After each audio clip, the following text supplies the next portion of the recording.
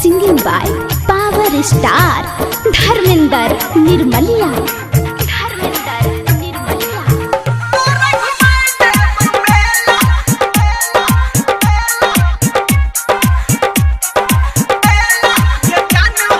Music by DJ Gururaj।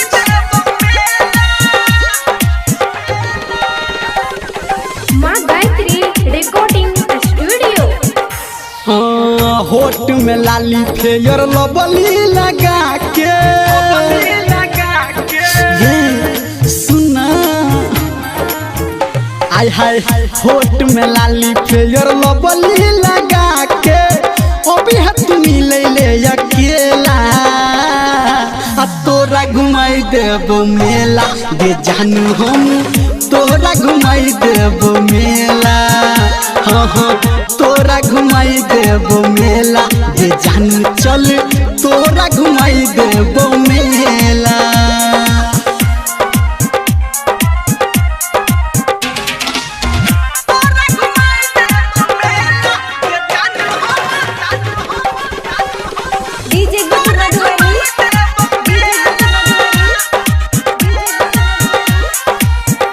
अभी आप सुन रहे हैं सावरिया म्यूजिक।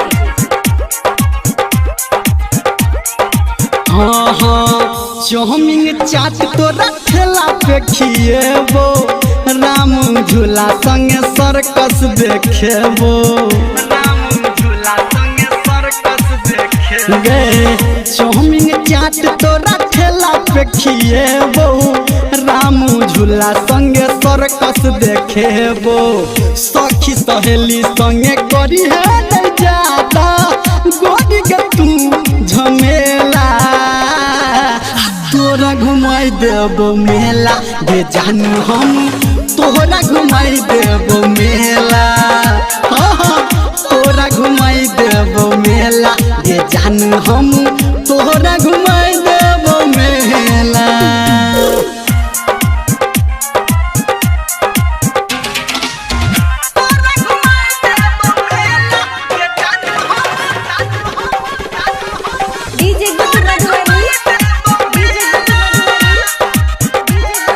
अभी आप सुन रहे हैं सावरिया म्यूजिक।